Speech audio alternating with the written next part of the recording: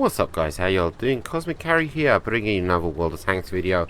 In the house with my E-75, my beloved E-75 Rosa, named after my, pardon me, dear old mom, Rosa. And yes, a lot of E-75 vids, what can I say? I am rediscovering my E-75. Unfortunately, I shall be leaving my E-75 due to the fact that the Japanese tanks will be coming out shortly. I hope soon, any day now.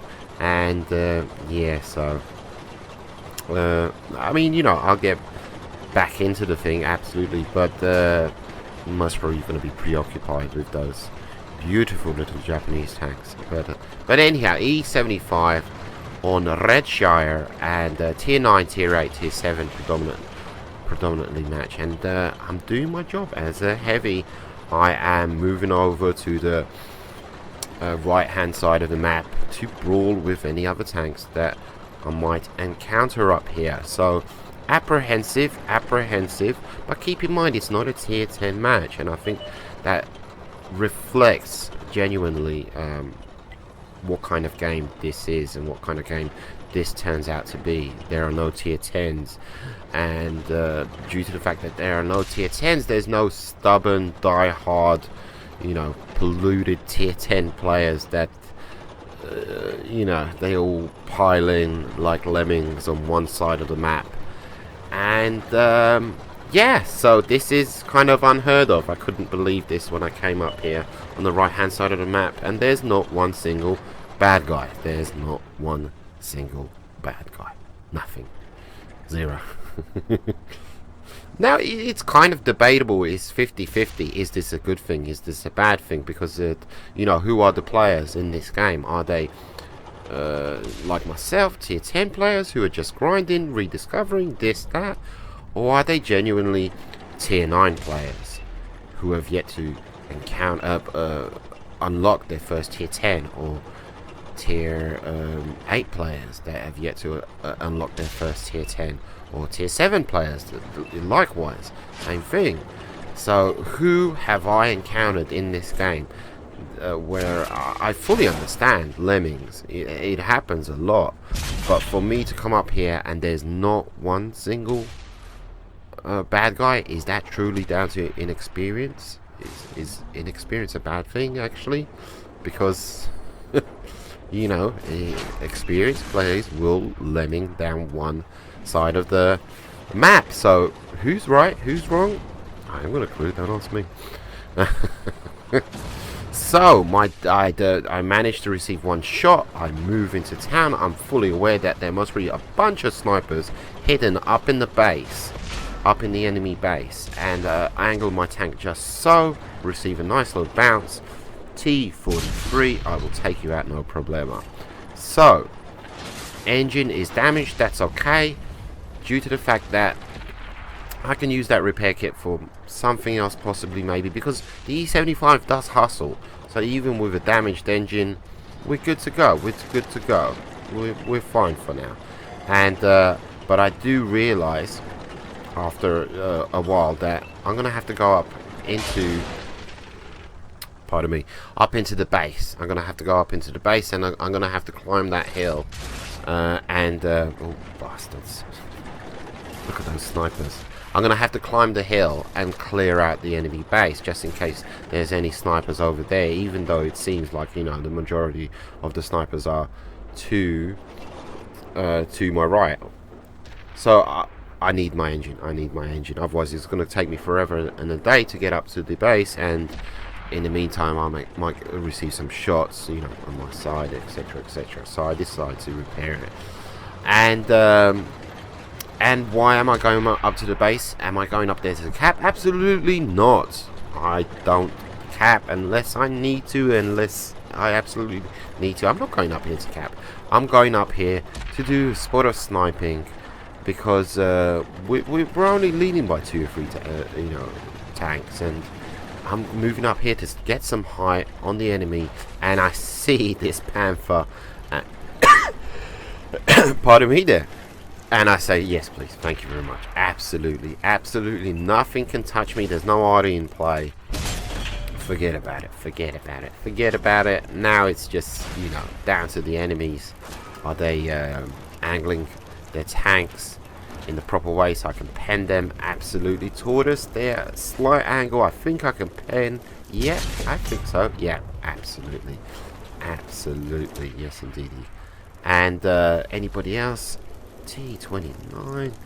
Tortoise, shall we finish you off, sir? Always angle slightly. Can I get it into his top hatch there? Take your time, take your time. No, it didn't work out. It didn't work out. Not the greatest sniping tank, but you know, it is 50, a bit better than 50-50 in the E-75, I would say, when it comes to sniping. But and what do we see? A waff? Is that a rhino? A rhino. A rhino. There we go. Take him out in style. Absolutely. Picking up my second kill. Taking advantage of the weaknesses of the enemy team, who are just like slowly being withered away, little by little, inch by inch, and they're just the collective health pool is just being shaved off bit by bit till there's nothing left. So I feel kind of bad. It wasn't necessarily seal clubbing, but it did showcase kind of the fact that possibly maybe in this game it was mid-tier players. It was genuine mid-tier players, because I saw a lot of mistakes, so to speak. But having said that, you know, I've lost 70-80% of my health pool, so who am I, you know, to judge, so to speak, and you know, all that good stuff. But there is, when you do sense, as far as my playstyle is concerned, when I do sense a weakness in the opponent, there is a bit of recklessness when it comes to my gameplay and my tactics, and this is fairly evident in when I play mid-tier games. You know, I'm very reckless, and I don't, pardon me. Bloody hell, that scared the bejesus out of me. And I don't like, because of that reason, I don't like playing mid-tier games, due to the fact that I feel like I'm picking up a lot of bad habits because I don't take it seriously enough. If ask Owen, you know, I play with Owen mid-tier game. We pull out our premium tanks and we earn silver. I think, like, when I'm in my E-25, I do take it seriously. But like the, what is it, the 150 and the Panzer 5.4, it's very seal clubbing for me, and I feel like my game style is very sloppy, and I'm picking up a lot of bad habits. And I know a lot of players like farm Radleys in those mid-tier, you know, tier 5, tier 6, what have you games. And that's all well and good for them, and you want to judge me on my Radleys, go ahead. I couldn't give a toss. Truth be told, Radleys should be, you know, issued according to tier, you know, according to what tier you win them at. But, you know, that's my personal opinion. So anyhow, good game there. Little bit of seal clubbing going on, but nonetheless a great game, great result. Moving onwards and upwards.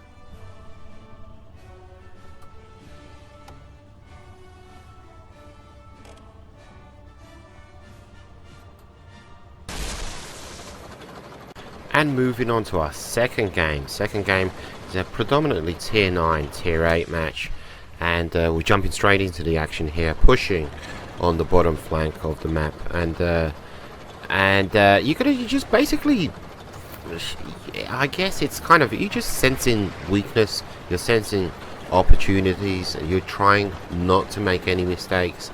And pretty much the only mistake you can make in the E-75 is exposing your lower plate and allowing people shots into your side, and that's about it. Those are the two main things, and if you protect those two things, if you just, you know, delete any opportunities available to the bad guys when it comes to your lower plate and your side, you're good to go. You're good to go. You cannot you cannot lose due to the fact that nobody can pen you. Nobody can pen you. You're just like this mobile bunker moving forwards.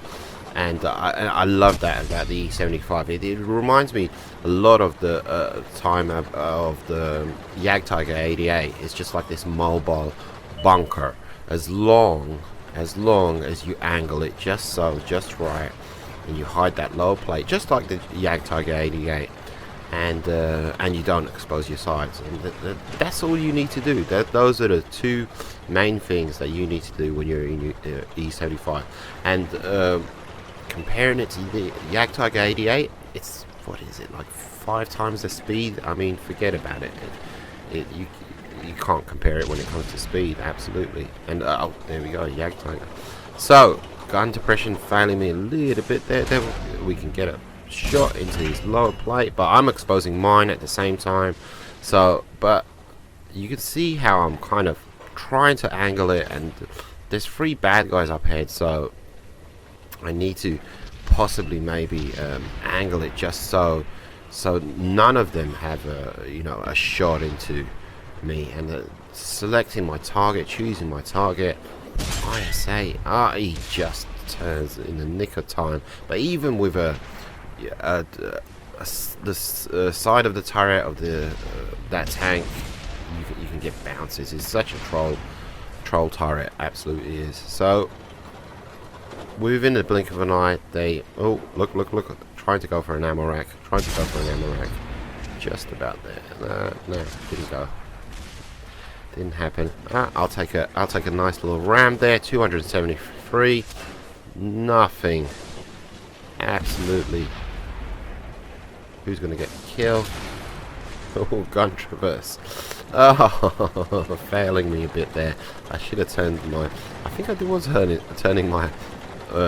hull as well as my turret, but absolutely. Peek over here, what do we see? Sir, a lot of people disrespecting the E-75. A lot of it's like a, I don't know, like a, I know it sounds wrong, but that's the way. When I see that, it's like, I can see your private parts. You need to cover them up, They're very vulnerable, kind of thing. It sounds wrong, I know. Absolutely. Managed to get the kill. I mean, this is what I'm talking about. I mean, at least angle it. If you can angle it, and AFK. 3 XP, no problema, I'll take it. And he picks up the kill to boot. I wasn't expecting that. So don't call me a kill stealer. I wasn't holding off there. I just took my shot when it was loaded. Absolutely 100%. So leading 8-2, a very nice healthy lead, and leading the charge here. On the eastern flank, push towards the base, and good to go. And fully expecting there to be a TD back here. Something, another heavy. Is there anything back there, back in base? Surely they can't all be in town. And I realize, I'm not being lit up. That means they're all in town. They're all in town. Signal for my compadres to attack. Hey ho, let's go. Sod the base. Get stuffed. We don't cap bases. And look, well done, sir. An E-75 pulling back. He read the map perfectly. He read the situation perfectly. But, is it too little too late? I think so. He's just trying to do his best. I would be doing exactly the same, if I was in his boots. And he's playing it perfectly so far. He's hull down. There's no way I can pen him. So I'm in it for the long haul. And 100% I'm in it for the long haul, and I move up here and I've got to use this house as a cover, and you can see all of the bad guys are retreating, so kudos to them for that. I've loaded up HE, and you just let them rip, kind of thing. With the HE, you let them rip. You try and hit those weak spots if you can. 266, but I fully recognize that this guy knew what he was doing, and and I wasn't gonna, you know, let him have any kind of edge over me, and you know, load up HE and just unload, and just pick away little by little, and what happens with HE is, you know, you can pen in the weakest parts, but it's pretty difficult to pen. But if you hit it near a module, it's going to destroy that module, so to speak. And that's all that I'm doing. I'm just picking away. I mean, if we kill these guys, fine. If not, our guys are going to cap the base. But it looks like that, you know, they're kind of joining in. You know, we'll help out. And yeah, good to go. Good game. Very nice games there in my E-75. Enjoy my time so much in the E-75. Nice bit of silver. Who needs a premium deck? But great game. Good result. Great team effort. And great game for that M46 pattern. Love the M46 pattern. Take it easy, guys. I'll see you on the battlefield.